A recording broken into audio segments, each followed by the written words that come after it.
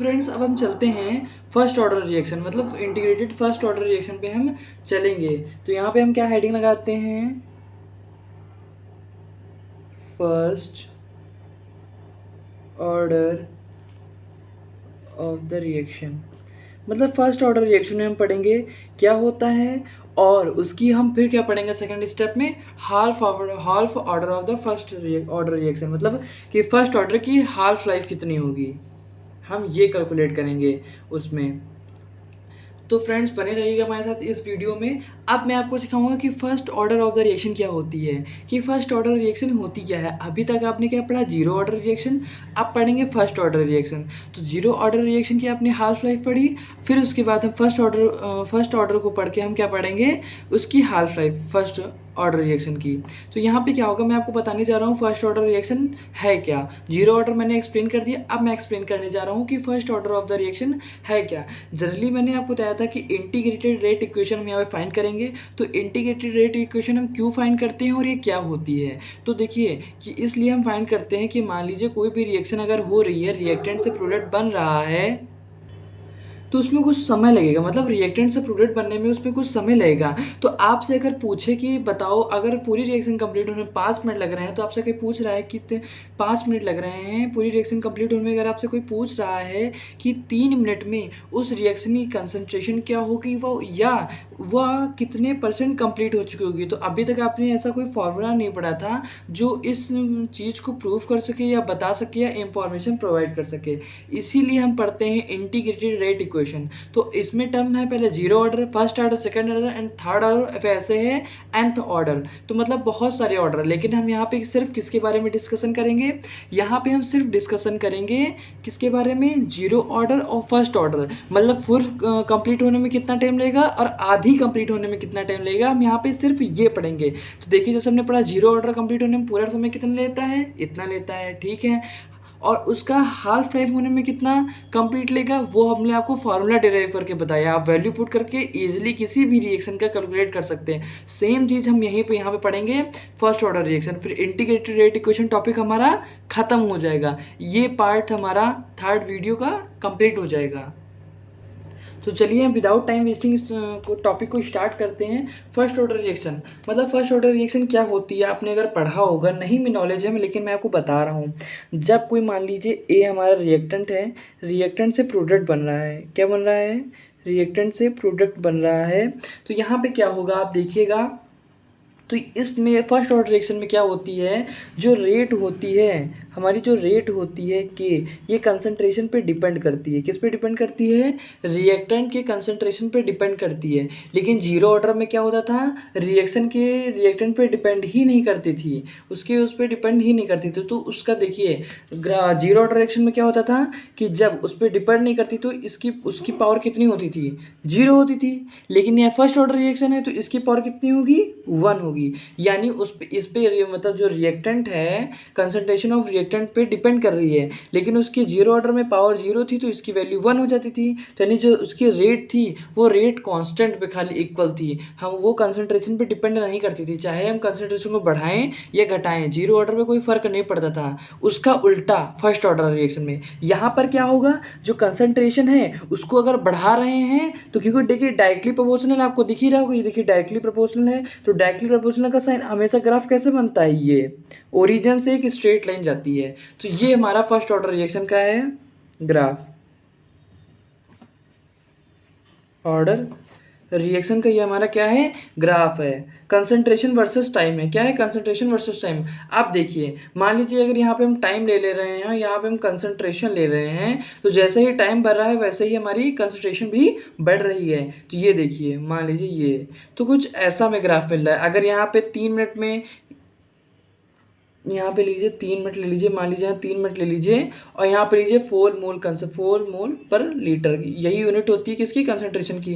3 minute में 4 mole litre है तो 5 मिनट में कुछ और होगी, मतलब उसके डायरेक्टली प्रोपोर्शन, जैसे ही टाइम बढ़ रहा है वैसे ही कंसंट्रेशन भी बढ़ रही है।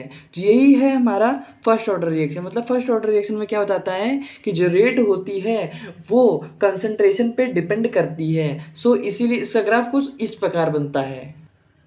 मतलब कि अगर कंसंट्रेशन बड़ा है, कंसंट्रेशन ज़्यादा है तो उसकी स्पीड भी ज़्यादा होगी, अगर कंसंट्रेशन कम है तो इसकी स्पीड भी कम होगी। किसकी? रिएक्शन की होने की दर को, वही बोलते हैं रेट, ठीक है, रेट ऑफ रिएक्शन। तो यहाँ पे अब इसी को हम इंटीग्रेटेड फार्मूला कैलकुलेट करते हैं, डेरिवेशन है, बहुत ही ज़्यादा ध्यान से पढ़िएगा और समझने की कोशिश करिएगा। तो हमने बताया आपको ये, तो रेट हम लोग पहले कैसे लिखते थे, जब आपने इस चैप्टर का पहला टॉपिक रेट कैसे फाइंड करना है, सबसे पहला टॉपिक इस चैप्टर का यही था। तो आई होप आपने फ्रेंड्स सीख लिया होगा।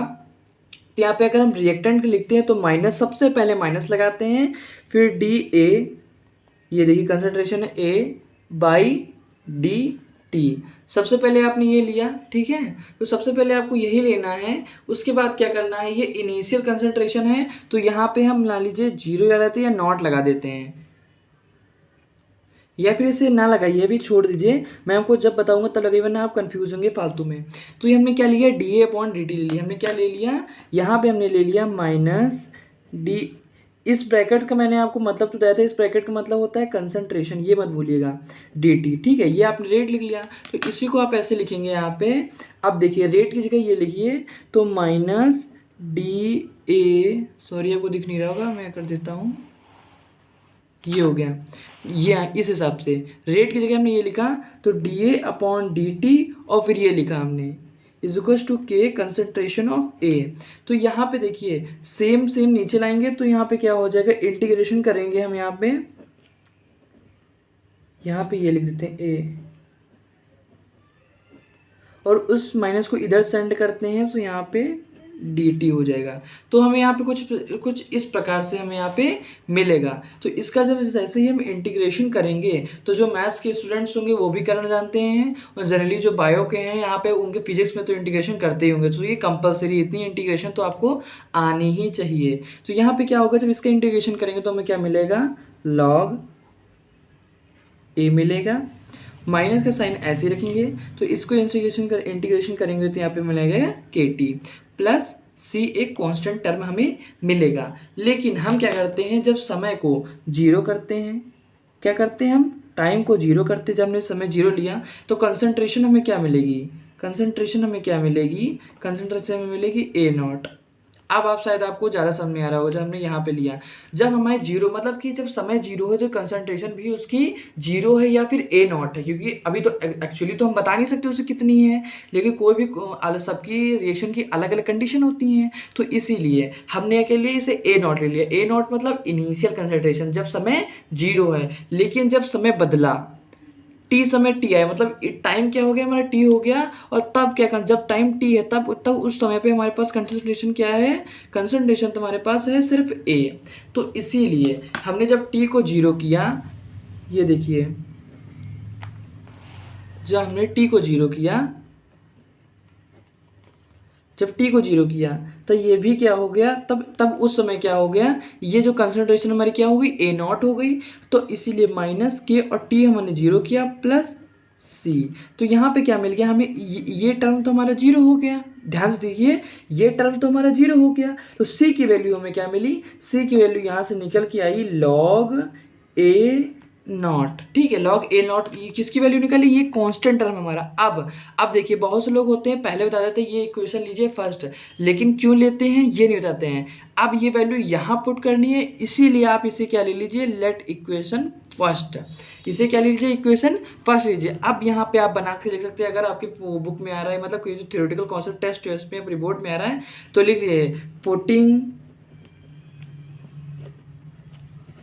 Value of C in equation first, ऐसे लिखना चाहिए।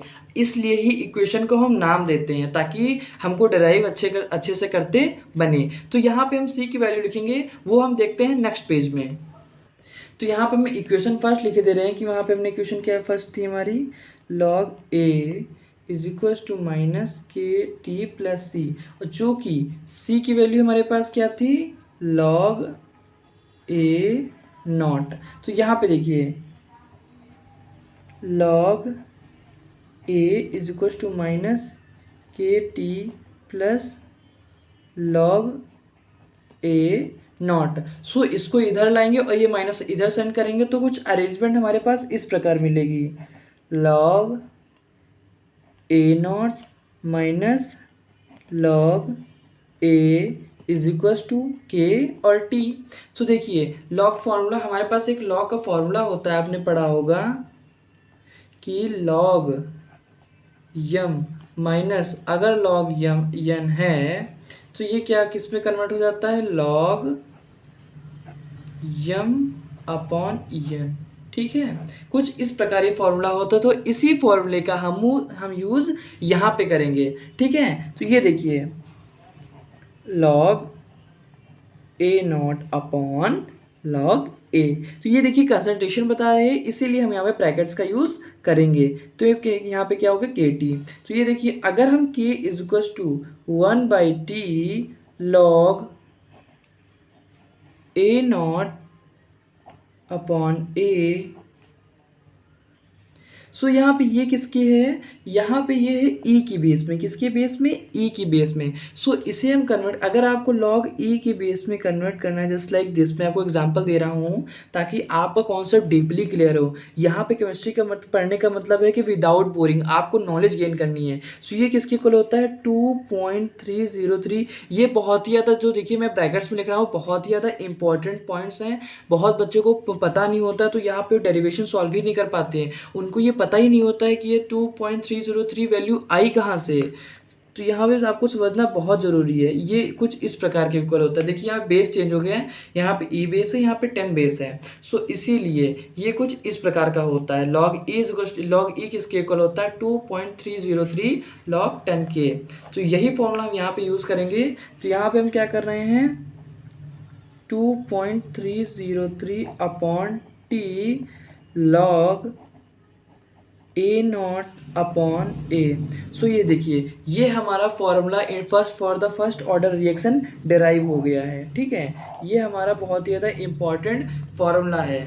अगर इसको हम कुछ इस प्रकार से कन्वर्ट करना चाहें, मान लीजिए ये ए नॉट हमारी इनिशियल कंसंट्रेशन है, इनिशियल कंसंट्रेशन है। ठीक है, और ये देखिए अगर हमारी ये ए नॉट फाइनल कंसंट्रेशन है, क्या है, फाइनल कंसंट्रेशन है, तो इस टाइम पे क्या होगा, ए नॉट तो हमारा पहले जब हमने कोई प्रोडक्ट उठाया, हमने कोई रिएक्टेंट उठाया प्रोडक्ट को कन्वर्ट करने के लिए, कोई रिएक्टेंट उठाया प्रोडक्ट में कन्वर्ट करने के लिए, तो वो ए था। लेकिन जब वो प्रोडक्ट में कन्वर्ट हुआ जस्ट लाइक दिस, ये देखिए मान लीजिए ये प्रोडक्ट हमें मिला, तब उसमें क्या हुआ, कुछ उसका x भाग निकल गया, तो ये हो गया है। तो हमारा फाइनल कंसंट्रेशन क्या होगा, a माइनस एक्स, और इनिशियल कंसंट्रेशन यहाँ पे क्या हो गया, a। तो इसको हम कैसे लिख सकते हैं, k is equal to 2.303 by T log a upon a minus x.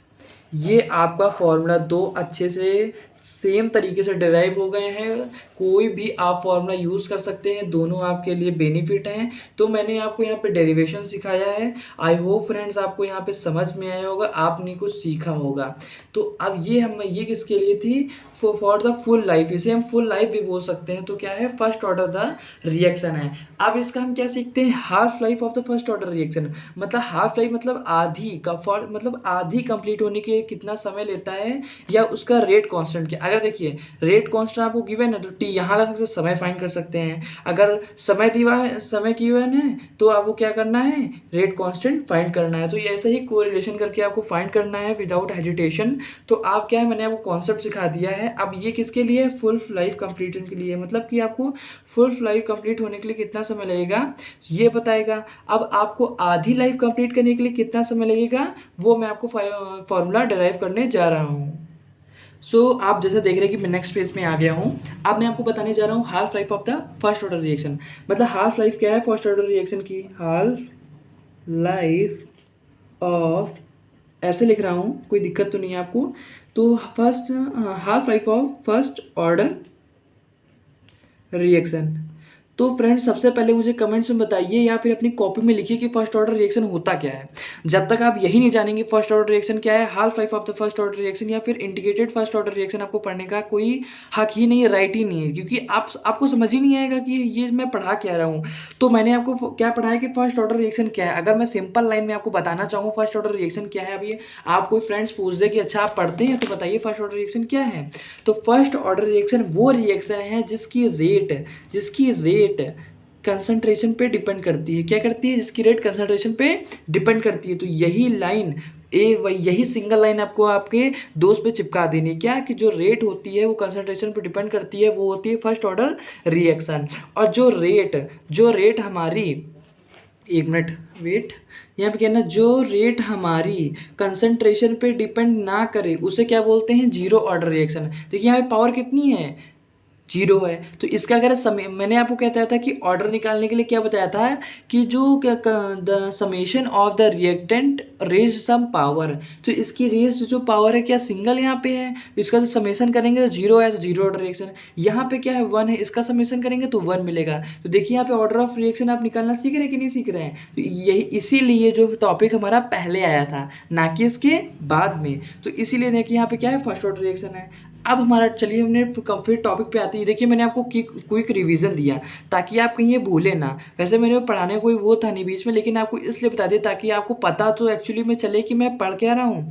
तो यहाँ पे क्या है? Half life first order reaction. अब यहाँ पे हम क्या पढ़ने जा रहे हैं कि आधी जिंदगी मतलब आधी लाइफ क्या कितना समय लगता है, या उसकी आधा कंप्लीट होने में उसकी क्या स्पीड होगी, वो क्या समय लेगा, या क्या उसकी कंसंट्रेशन होगी। तो यहाँ पे पढ़ने जा रहे हैं half life of first order reaction. तो अब मैं आपको इतना सा आइडिया दिया कि मैं आपको क्या पढ़ाने जा रहा हूँ। आप जल्दी जल्दी से इसको हम कंप्लीट करते हैं। तो चलिए स्टार्ट करते हैं। तो यहाँ आपको क्या फाइंड करना है? Half life. हाफ लाइफ का मतलब क्या है कि मतलब समय, यहाँ पे क्या होगा, क्या करना है आपको, टाइम क्या करना होगा आपको, टाइम को आधा कर दीजिए यानी 50%। तो टाइम को आप क्या करना है? T1/2 कर दीजिए, ठीक। अब यहाँ पर क्या करना है, जो फाइनल कंसंट्रेशन होगी वो क्या होगी? 50% करना है। तो आपको इनिशियल कंसंट्रेशन के क्या होगी? आधी होगी। क्या होगा? आधी होगी, ठीक। ये आपको डाटा नोट करना है। सबसे पहले आपने ये डाटा नोट किया। अब आपको क्या करना है? फुल लाइफ कंप्लीशन के लिए हमने फार्मूला कौन सा फाइंड किया था? K=2.303/T log A0 अपॉन ए, ये था, ठीक। अब आपको क्या करना है? वैल्यू पुट करनी है। टी को क्या पुट करना है? 1/2, T1/2। अब आपको क्या करना है? log A0। सो मैंने आपको बताया कि जब टी आधा होगा तो उसकी फाइनल कंसंट्रेशन क्या होगी, मतलब जो इनिशियल की आधी, ठीक है। तो ये हम यहाँ पे क्या करना है आपको, ये देखिए। तो यहाँ पे आप करना है A0/2। यहाँ पे मैंने कुछ नहीं किया है, सिर्फ ए की वैल्यू पुट की है। तो कंफ्यूज मत होइए, मैं बहुत ही ज़्यादा धीरे धीरे पढ़ा रहा हूँ ताकि आपको स्टेप समझ में आए और आप वो कॉन्सेप्ट बिल्कुल डीपली क्लियर हो। जब तक कि डीपली क्लियर ना हो आपको इस वीडियो को छोड़ना नहीं है, बिल्कुल एकदम यहाँ पे समझ के ही जाना है। तो मैं ऐसा पढ़ाता हूँ तो आपकी इस वीडियो देखने के बाद आपको और कोई वीडियो या कहीं और आपको पढ़ने की ज़रूरत ना रहे। तो यहाँ पर मैंने क्या किया, फिर देखिए अब इस टी हाफ को मैं यहाँ पर ले आया और के को मैंने नीचे सेंड किया। देखिए बहुत ही सिंपल कॉन्सेप्ट है, इसमें तो कोई समझने की आपको जरूरत नहीं है, बस आप देखते जाइए ऑटोमेटिक हो जाएगा। तो A0 कैंसिल, ये चला जाएगा 2 ऊपर, तो यहाँ पे क्या आ गया? log 2। अब यहाँ पे अगर हम log की 2 की वैल्यू पुट करें और इसको सॉल्व करने की कोशिश करें तो क्या आ जाएगा? T1/2। तो यहाँ पे क्या पुटेंगे, कटेंगे 030 मल्टीप्लाइड बाई 0.03 और मल्टीप्लाइड बाई के, तो हमें यहाँ पे क्या मिल जाएगा? हमें यहाँ पे मिल जाएगा 0.693/K। ये हो गया आर। देखिए बिल्कुल कितना इजी है ये half life of the reaction find करना for the first order reaction. ये निकला है हमारा। मतलब अब आपको क्या करना है, हाफ लाइफ के आप लोग क्या करना है, बस आपको इस के कांस्टेंट यानी रेट ऑफ रिएक्शन की वैल्यू पुट करनी है और आपका बस हाफ लाइफ आपके लिए निकल आएगी। तो फर्स्ट ऑर्डर रिएक्शन के लिए के की यूनिट क्या होती है? सेकंड। वो भी किसका? इनवर्स, सेकंड मतलब पर सेकंड। तो यहाँ पे क्या आप देख रहे हैं, जो हमारा रेट कांस्टेंट है, हमारा जो रेट कांस्टेंट किस पे डिपेंड कर रहा है, सिर्फ सेकंड मतलब सिर्फ टाइम पे डिपेंड कर रहा है। मोल पर लीटर, ये क्या है हमारे पास, ये कंसंट्रेशन है, ये क्या है हमारी कंसंट्रेशन है। इस यहाँ पे नहीं आ रही, इसका मतलब है ये कंसंट्रेशन पे डिपेंड नहीं कर रहा है, ये rate constant, rate constant concentration पे डिपेंड नहीं कर रहा है। फर्स्ट ऑर्डर रिएक्शन डिपेंड करेगी, पर यहाँ पे मैं सिर्फ रेट कांस्टेंट की बात कर रहा हूँ, फर्स्ट ऑर्डर की बात कर, उसके रेट कांस्टेंट की बात कर रहा हूँ। तो उसका रेट कांस्टेंट क्या यहाँ पे कंसंट्रेशन पे डिपेंड नहीं करेगा, सिर्फ सेकंड पे डिपेंड करेगा, मतलब पर सेकंड पे डिपेंड करेगा, ठीक है। तो मतलब उसकी जो रेट कांस्टेंट बताया जाएगा, तो सिर्फ उसका क्या होगा, पर सेकंड पे डिपेंड करेगा, कंसंट्रेशन पे डिपेंड नहीं करेगा। लेकिन जो half life of the first order reaction है, ठीक है, जो फर्स्ट ऑर्डर रिएक्शन है वो कंसंट्रेशन पे डिपेंड करेगी। तो कंफ्यूज मत होइएगा, ये रेट कांस्टेंट है और यहाँ पे मैं ऑर्डर ऑफ रिएक्शन की बात कर रहा हूँ, ठीक है। ये दोनों अलग अलग कॉन्सेप्ट हैं, किस पे डिपेंड करते हैं किस पे नहीं डिपेंड करते हैं, मैंने अब पिछली जो पहले पढ़ाया है उन वीडियो में मैं डिस्कशन कर चुका हूँ। तो यहाँ पे ऐसे ही मैंने कंप्लीट किया हर टॉपिक की तरह, इस टॉपिक को भी, half life of the first order reaction. तो आई होप फ्रेंड्स आपको ये समझ में आएगा। अब छोटा सा न्यूमेरिकल कर लेते हैं ताकि आपको कॉन्सेप्ट और ज़्यादा क्लियर हो, और इस वीडियो को खत्म करते हैं, नेक्स्ट वीडियो में फिर आपसे मिलते हैं। मैंने आपके लिए यहाँ पे क्वेश्चन नोट कर दिया, चलिए पढ़ते हैं। मैंने क्या लिखा है, मैंने लिखा है कि so that for uh first order reaction, मैंने आपको बताया कि जो भी न्यूमेरिकल दिया रहेगा उसमें ऑर्डर जरूर गिवन रहेगा, अगर नहीं गिवन रहेगा तो आपको फाइंड करना है। फाइंड कैसे करना है, उसकी यूनिट से, जो भी उसकी यूनिट निकले उस यूनिट्स को देख के आपको बताना है कि फर्स्ट ऑर्डर है या जीरो ऑर्डर रिएक्शन है, और यूनिट मैंने आपको सिखा रखा है। So that for a first order reaction time required to complete an 99.9% of the reaction is about to 10 times than usual that required for the half life order reaction। मतलब आपको ये शो करना है कि जो हमारी ऑर्डर ऑफ द रिएक्शन है, वो जो first order of the reaction है वो हाफ लाइफ के 10 टाइम्स है, मतलब जो आधी रिएक्शन हो रही है उसके 10 गुना है पूरी कंप्लीट होने के लिए, आपको ये प्रूव करना है। तो पहले हम लिखते हैं for the first order reaction, first order reaction और द फुल लाइफ कंप्लीट करने के लिए, फिर आधी लाइफ कंप्लीट करने के लिए, फिर दोनों को इक्वेशन को डिवाइड कर देंगे, जो हमारा आंसर होगा वही हमारी प्रूविंग होगी। ये आपको प्रूव करना है। आपको प्रूव करना क्या है, जो फुल लाइफ कंप्लीट करने के लिए 99%, ये किसके इक्वल है, ये 10 गुना है, ये 10 गुना है हाफ लाइफ के, वो भी किसके, फर्स्ट ऑर्डर के।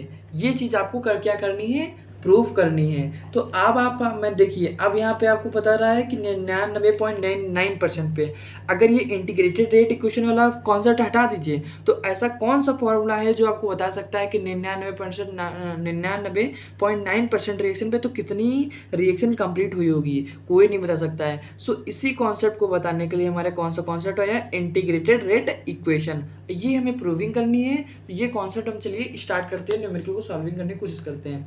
सो यहाँ पे हमने सबसे पहले अपना फॉर्मूला लिखा 2.303 upon T log initial concentration upon final concentration. तो यहाँ पे आपने देखिए ये लिखा, और एक और फॉर्मूला मैंने आपको सिखाया था कि इसकी जगह आप क्या रख सकते हैं, सिर्फ इसकी जगह आप क्या रख सकते हैं, इनिशियल कंसंट्रेशन को आप क्या ले सकते हैं, ए ले सकते हैं, और फाइनल कंसंट्रेशन को आप क्या ले सकते हैं, ए माइनस एक्स ले सकते हैं। सो आपकी इनिशियल कंसंट्रेशन तो हमेशा 100 होगी, इनिशियल कंसंट्रेशन, इस ए को आप ऑलवेज 100 रखिए, और ठीक है, और फिर आप क्या करना है, इसको 100 और एक्स को क्या लेना है, एक्स हमारे पे, एक्स मतलब होता है कितना कंप्लीट हो चुका है, वो भी परसेंटेज में। तो 99.9% कंप्लीट हो चुका है, तो यहाँ पे आप क्या रखना है, एक्स हमारे पे क्या है 99.9। तो यहाँ पे इसी चीज़ की वैल्यू हम यहाँ पे पुट करेंगे। तो हम देखिए पुट करके देखते हैं हमें क्या मिलता है, उसी हिसाब से आगे सॉल्व करेंगे। यहाँ पे हमने लिखा टी लॉग, और ए नॉट की जगह में क्या लिखा है, सॉरी अब इसको ब्रैकेट लगा के लिख सकते हैं, ये ब्रैकेट नहीं यूज़ करेंगे क्योंकि वैल्यू को डायरेक्ट मैग्नीट्यूड पुट कर रहे हैं।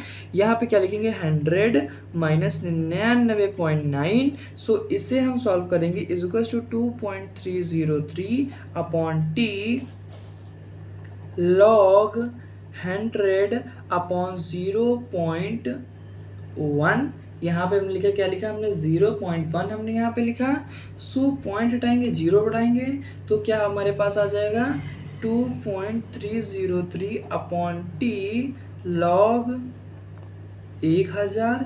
ठीक है, तो इसको हम क्या लिख सकते हैं 2.303 अपॉन टी लॉग 10 की पावर 3, ठीक है। तो इसको इक्वेशन हम ले लेते हैं फर्स्ट, और अब लेते हैं ये किसके लिए थी, फुल लाइफ की थी। अब हाफ लाइफ फाइंड करते हैं, मतलब टी 1/2, फॉर्मूला हमारा ये था ना 0.693 के, ये हमारा फॉर्मूला था कि नहीं था। तो यहाँ पे अब हम इसको करते हैं आपस में क्या करते हैं, डिवाइड करते हैं। तो यहाँ पे हम इसको, यहाँ पे हम किसको क्या निकालते, तो ये हमने क्या यहाँ पे फाइंड की, के की वैल्यू फाइंड की थी, लेकिन ये हाफ लाइफ किसके है, टी के टर्म में है, तो के इसको यहाँ भेजेंगे और टी को यहाँ भेजेंगे। देखिए बहुत ज़्यादा ध्यान से देखिएगा, कंफ्यूज मत होइएगा बिल्कुल भी, माइंड डाइवर्ट मत करिएगा आप लोग। सो यहाँ पे क्या करना है, T is equal to 2.303 by T log 10 की पावर 10/3 डिवाइड करना है आपको 0.693 बाई, यहाँ सॉरी आपको यहाँ पे के पुट करना है, यहाँ के पुट करिए, यहाँ पे के पुट करिए, और ये है 99.9% के लिए है, और ये किसके लिए है, हाफ टाइम के लिए। सो इसको अगर हम सॉल्व कर लेंगे पूरा, तो ये 3 आगे आ जाएगा, और log 10 की वैल्यू क्या होती है, ऑलवेज याद रखिएगा, log 10 की वैल्यू आपको शायद पता भी होगा 1 होती है। 3 पावर आगे आया, सो यहाँ पे क्या हो गया, आप लोग दिख नहीं रहा होगा, हाँ, तो यहाँ पे क्या होगा, 99.9 के लिए क्या करना है, तो ये क्या पे 2.3 मल्टीप्लाइड बाई 3, ये log 10 1 हो गया, और ये के से के कैंसिल हो गया, सो यहाँ पे क्या होगा 0.693, ये क्या था टी 1/2। तो इसको आप पूरा सॉल्व करेंगे तब यहाँ पे क्या ऑटोमेटिक आपको मिल जाएगा, सॉल्व करके देखिएगा आपको ऑटोमेटिक मिल जाएगा, percent is equal to 10 times of half. ये देखिए हमने कर दिया कंप्लीट,